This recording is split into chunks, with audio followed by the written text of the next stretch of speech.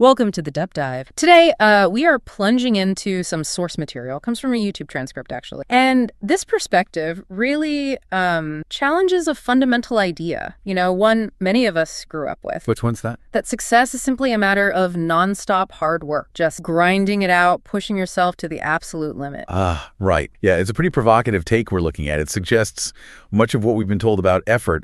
Well, it's actually misleading.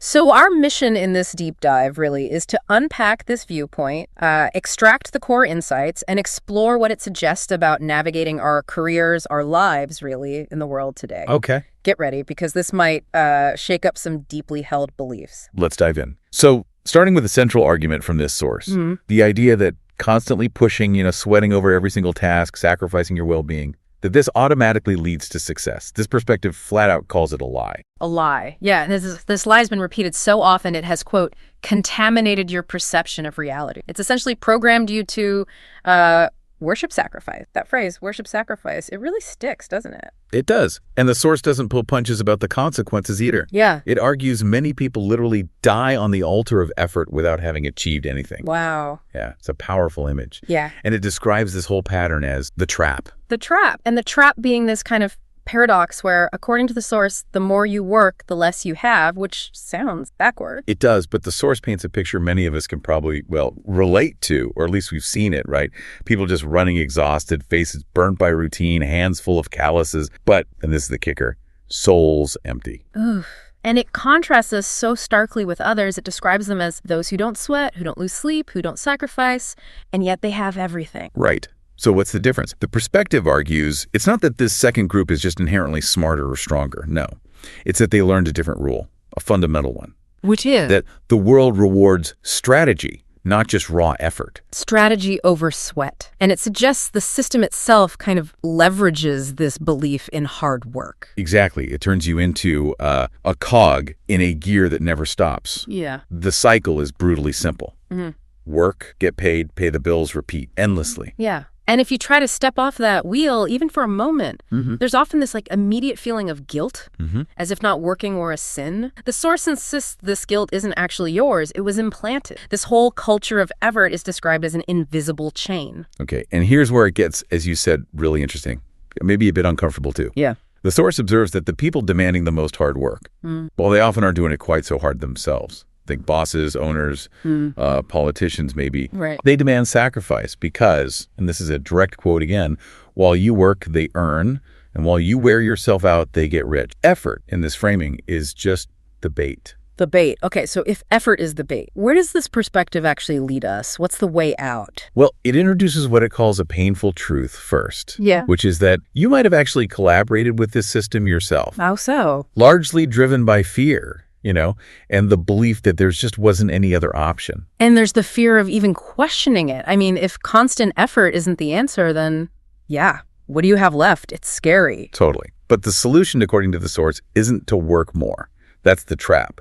It's to work better. And working better means? Working smart, strategic, cold, without emotions. That's the description. Cold, without emotions. That's harsh. It also challenges that whole, early bird gets the worm idea. It really does. It says the world doesn't belong to those who just get up early. Those people, it argues, are just collecting the leftovers of the one who planned the night before. The world belongs to those who think. Wow. The thinker moves the obeyer. Precisely. The one who thinks moves the one who obeys. And the consequence for the one who just obeys, well, they get tired, age, and die without having truly lived. So the real trap, then, isn't the hard work itself. No. It's believing that sacrifice brings you closer to success. That belief, the source argues, actually moves you away from it. It consumes you. It blinds you. Just think back on your own experience for a second. Maybe years of nonstop work. How many, significant raises did that bring? How often did you feel real, genuine forward momentum?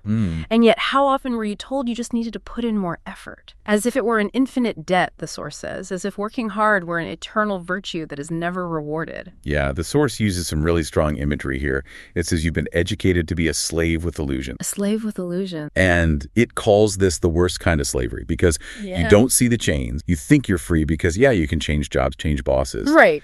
But you're still stuck in the same fundamental role. Always be the one who executes, never the one who designs, unless you take that really difficult step to change the rules. Okay, so let's unpack that. Changing the rules means working smart. What does that actually mean in this context? Well, first off, it's not doing less, it is doing what matters. That's a key distinction. Doing what matters, and a big part of that seems to be saying no. Huge. Saying no. Knowing clearly what yields results and what is just noise, cutting through the busy work. And underlying all of this is that fundamental understanding. Your time is your most valuable asset, period. The source is incredibly blunt about it. Every hour badly invested never returns. And maybe even more importantly, every action without strategy is wasted energy. Wasted energy. So working smart demands being ruthless with your choices. Ruthless. That's the word used. It's about prioritizing, cutting, eliminating the superfluous, really focusing. Why does that feel so wrong sometimes? Why is it hard? Well, the source points out we've been conditioned, really deeply conditioned, to associate value with effort, even with pain. Right. If it doesn't hurt, it can't be worth much. Exactly. And the source calls this a mental virus, a psychological trap. A mental. Because what's truly valuable, this perspective suggests, is not what costs the most, but what changes the most. And the things that genuinely transform your life, your situation, they often demand the least effort, but the most intelligence. Okay, give me the example from the source again. The two people. Right. So picture two people. One works 10 hours straight, like an automaton, just grinding. Okay. The other works only 3 hours. But, and this is key, they spent time beforehand and designed a system, has delegated, has automated. So who thinks they're winning? Probably the 10-hour worker. Right. Yeah. Because they feel exhausted. They feel the sacrifice. That must mean they're winning. But who knows they're winning? The 3-hour worker, because they have the results. And they also have time, energy.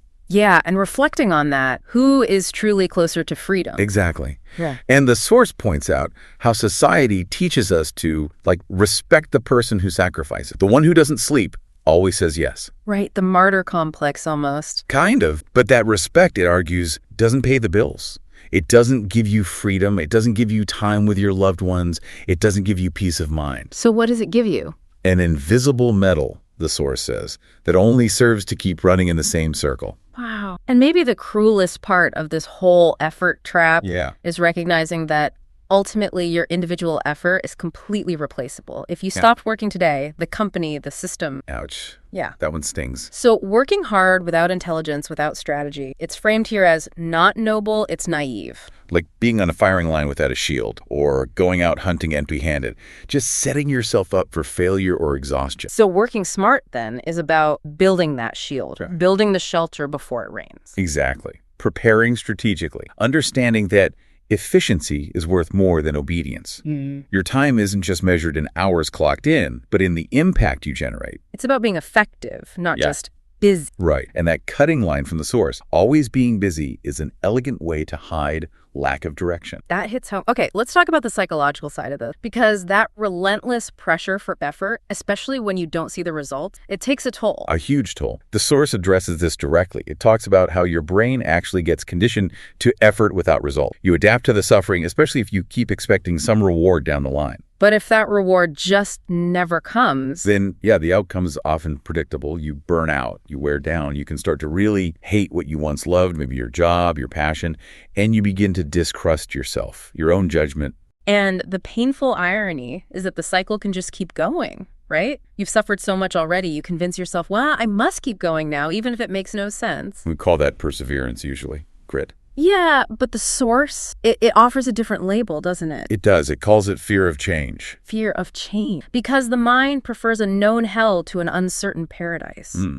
You stay, even if it hurts, because even if it hurts, you know how it hurt. It's familiar suffering. Whereas change, that's described as an abyss, unknown, terrifying. But, and this is the crucial part, this perspective insists that the abyss is actually where freedom is, because only those who dare to stop running on the wheel can see the whole map. See the whole map. The fundamental game, the source concludes, was never about strength. It was always, always about vision. Okay. So how do you cultivate that vision? If you've been stuck on the wheel, how do you start seeing the map? Well, the advice given is to observe. Observe those at the top, but with a specific focus. Don't imitate them and study them. Study what specifically? Not just their morning routines? No, not the superficial stuff. Study their decisions.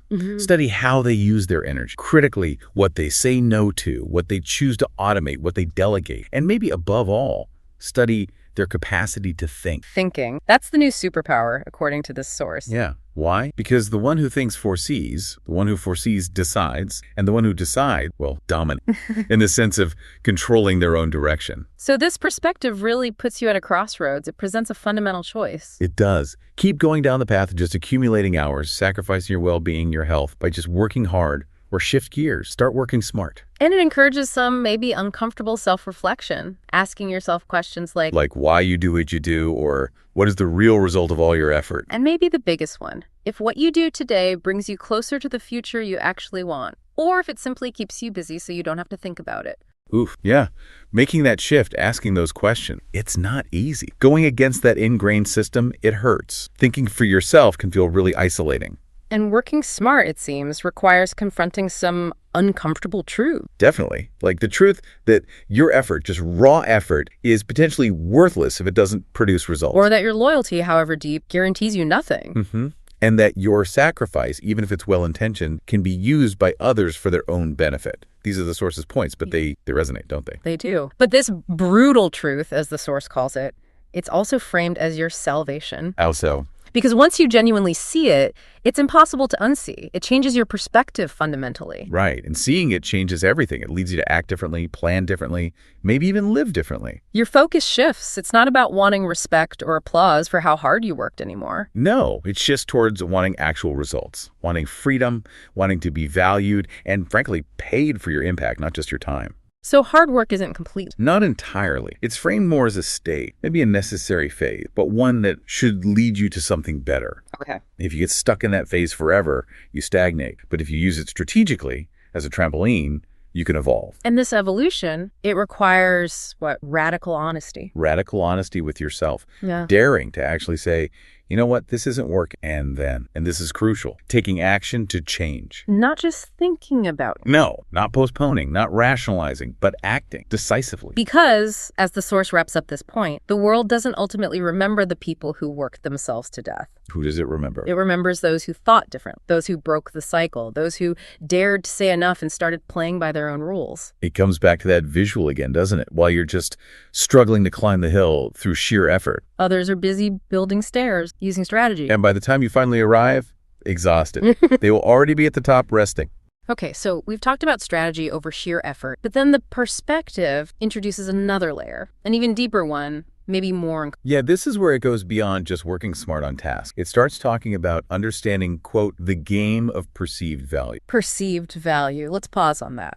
What does the source mean by that? It's not just what you do, but what you seem to do. It's not just what you produce, but what you represent, your narrative. The world, this perspective argues, doesn't reward utility. It rewards narrative. Yeah, and that idea can be, well, devastating if you've built your whole worldview on the belief that merit just naturally comes from performance alone. Because, the source says bluntly, it doesn't matter how much valuable work you actually do. If you don't know how to communicate it. Work done without a framework to present it, it's basically invisible. An effort without sufficient context is just disposable, replaceable. So we're living, source contends, in an economy where perception weighs more than substance.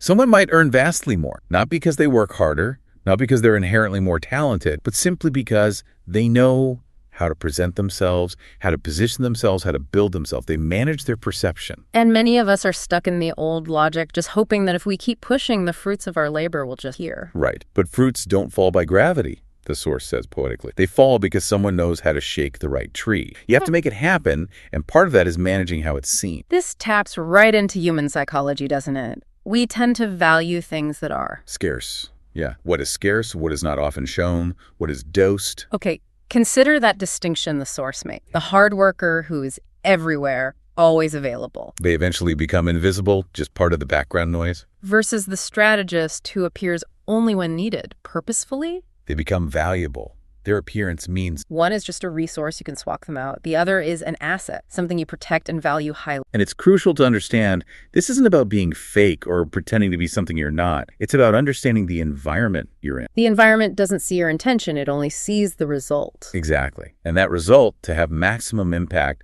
must be framed, amplified, elevated. Why? Because the world is, in many ways, a stage. And on that, how you present what you do weighs more than what you do itself. That is a hard truth for a lot of people to accept, isn't it? Definitely. I mean, how often have you seen maybe slick presentation or just sheer confidence admired more than quiet competence, or even genius that just struggles to articulate its own value. All the time. The source's point is stark. Intelligence without visibility is irrelevant in terms of impact in the world. And the reason this hurts is because it implies that all your raw sacrifice is worth nothing if it's not paired with strategy, framework, communication.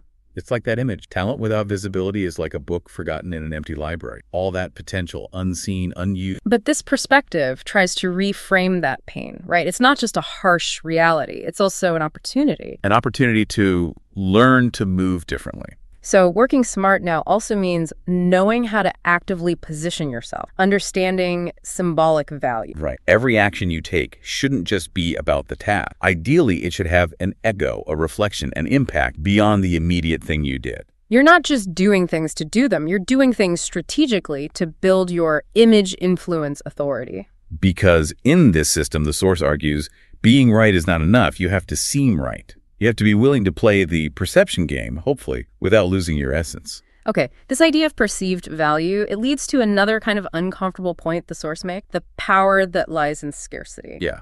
The person who's always available, always there, everywhere, they kind of wear out their impact, become noise. Whereas the one who speaks less often, but with purpose, who acts with precision. They impact more when they do appear or speak. Spreading yourself thin everywhere just dilutes your perceived value. So choosing carefully when and how you show up, speak up, act, that can make your presence unforgettable. Working smart, then, becomes about consciously designing your presence, deliberately deciding how you are perceived. And in this world, the source says, sometimes strategic silence is worth more than 1,000 hours of invisible effort. Mm-hmm. And this isn't just like personal branding fluff.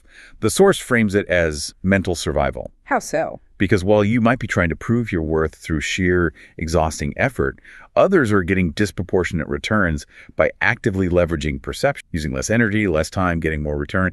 It might not feel fair. But it's real. Right. It's how the game is often played. The source poses a really powerful question here. What if you consciously used your effort? Not to produce more tasks, but to create a personal brand of undeniable value. What if you designed every move, every interaction, every project contribution as a symbolic investment in your reputation, your positioning? It points to social psychology confirming that the less accessible something or someone seems, the more valuable it can be perceived. It's not arrogance, the source clarifies, it's strategy. Exactly. It's about showing up only when it matters, making your presence feel measured, controlled, precise. So every minute of your time, you just give away without clear intention. You risk devaluing your perceived worth. Mm-hmm. And every task you complete just out of reflex, without thinking about its context or how it builds your brand, it's a missed opportunity strategically. So the call to action here is a pretty fundamental shift. Yeah. Stop working for tasks and start working for impact. Do things with the deliberate goal to move pieces, to generate reaction, to position yourself. And if an action doesn't produce some kind of strategic change or symbolic return, the source suggests maybe don't do it, or find a way to frame it so it does. This requires moving with the mind of a strategist, not with the obedience of a soldier. Which definitely takes training, practice. But more than that, the source says it requires guts. Guts. Yeah, the guts to actively deprogram yourself, to look the system in the eyes and say, okay, I no longer play by your old rules.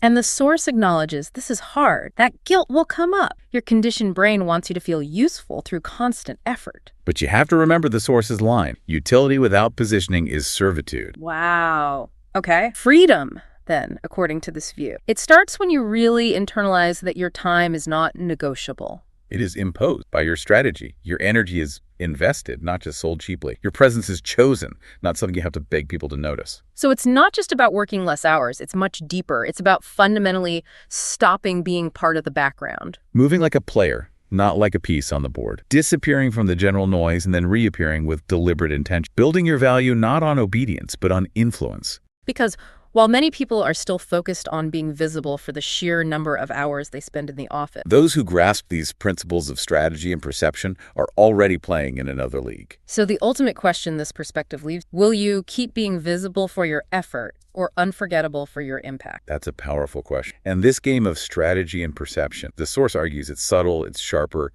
it's deeply psychological. And the system, in its current form, doesn't necessarily reward the most competent person, does it? No. It often rewards the most adaptable. But adaptable here doesn't just mean conform. Not at all. It means seeing the hidden rules of the game. Yeah. And navigating them with surgical coldness. It means understanding that the environment can, and sometimes does, exploit those who just naively believe that justice or reward is automatic. It's often not. Justice is presented almost as a luxury. Survival and thriving is about understanding how not to be devoured. The source suggests looking at those at the top again. They aren't always the ones who know every single detail. No, but they're often the ones who camouflage best, who understand the structure and use it best in their favor. It's about being strategic in the real context, not some idealized one we wish existed. Okay, and there's a significant mental virus the source identifies here related to knowledge itself. Right. The belief that just accumulating more knowledge will set you free, that information hoarding is the path to power. This perspective calls that false. Knowledge without practical use is a burden. And the source has that very direct way of putting it. The one about reading books. Yeah. Reading 100 books and applying nothing is masturbating the mind. It feels productive, but it doesn't actually do anything in the real world. So if it's not just accumulating knowledge, what really matters then? The source emphasizes knowing how to make decisions, and that capacity isn't built just by reading. It's learned by acting, by failing, by adjusting, and by deciding again. Life is framed as a war board, demanding action, not just a library for storing facts. And waiting until you've sharpened every single sword perfectly while others are already taking positions on that board. That's fear. The perspective calls perfectionism fear disguised. Right. It's a way to paralyze yourself. It has this elegance that seems like responsibility, but at its core, it's justified cowardice. It stops you from acting. And it connects to a deeper psychological trap, the attachment to control. Yeah, wanting the perfect plan, the ideal moment, flawless execution before you even start, but total control is a fan. Chasing it is just an elegant form of sabotage. While you're waiting for everything to be perfect, others who are maybe less prepared but willing to act are already launching. They're moving. Success, this perspective suggests, isn't just for those who have absolute clarity from the start. It belongs to those who move forward even in the fog. You have to learn to operate without certainty. Yes, make quick decisions with incomplete information. Play the game without guarantees. That's where true advantage is often born in navigating the chaos and uncertainty that freezes others. Most people freeze when faced with doubt. The one who acts decisively, even amid the noise, that's the one who advances. And accepting this means accepting a really fundamental truth about success. It's not a straight line. No, it is a sequence of brutal corrections. Exactly. No one, the source insists, gets it right on the first try. No one builds anything valuable without stumbling, correcting, stumbling again. Yeah, we tend to beat ourselves up so badly for every mistake, every failure, like it's a final judgment. Society often treats failure pretty cruelly, too. It applauds the risk takers after they've won. But while you're falling, when you're struggling, the source observes, everyone looks the other way. Yeah, that's why if you're going to play this strategic game, you need skin thicker than their opinion. You need to be able to keep going, keep acting, keep correcting, even when no one applauds. That internal drive becomes critical. This brings us to another really significant aspect the source highlights, something it calls the art of emotional coldness. Okay, that sounds intense. What does that mean? Is it about being heartless? No, not insensitivity. It's about cultivating the ability to keep a cool head when everyone around you is reacting with panic, maintaining composure under pressure. Ah, okay. It's about making decisions from a place of strategic clarity, rather than just being driven by reactive emotion, anger, fear, anxiety. Right. Because those emotions, the source argues, basically give away control. The most stable person in a room is the one who has power. That makes sense. And that kind of stability. It isn't built when things are easy. No, it's built in the darkness, the source says, through handling difficult choices, doing the internal work. It's built when you consciously practice observing before you speak, reading the game before you make a move, waiting without weakening when you're under pressure. And crucially, you absolutely cannot cultivate this kind of strategic clarity or emotional resilience if you are constantly running on empty.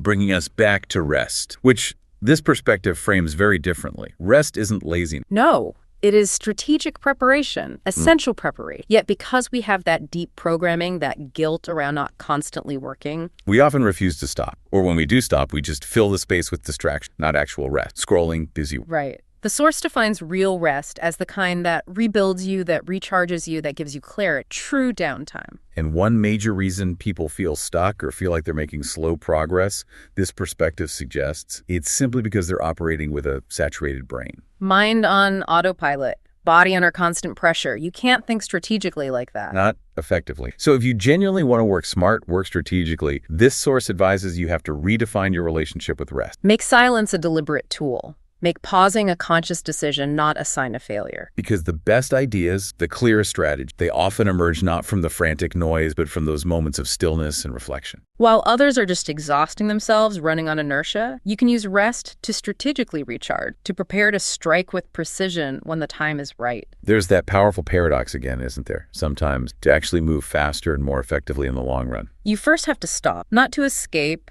but to see what you couldn't see from inside the noise. Distance gives perspective. It allows you to see patterns you missed when you were just stuck in the thick of it. Silence reveals opportunities hidden by all the constant activity. Often, only when you stop running can you truly discover where you should actually be going. Find your destination. And it's maybe in reaching this level of clarity, this kind of moment of lucidity, that the most brutal thing might be realized. Which is? That the world, in its current structure, isn't necessarily designed for you to win easily.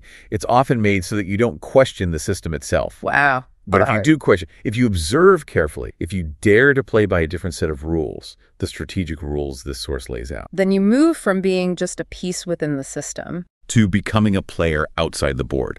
And that, the source insists, is the only place where you can really win on your own terms. Because once you understand these hidden rules, these dynamics of strategy and perception, you're no longer just playing to survive inside the existing game. No, you start playing with the intention to maybe redesign the game for yourself, to bend the system without the system noticing, to move with such precision and intelligence that it seems like you aren't moving at all, yet things are changing. And that is presented as true power. Not necessarily dominating others, but stopping yourself from being dominated by the invisible rules that drag the rest along in that trap of endless, directionless effort.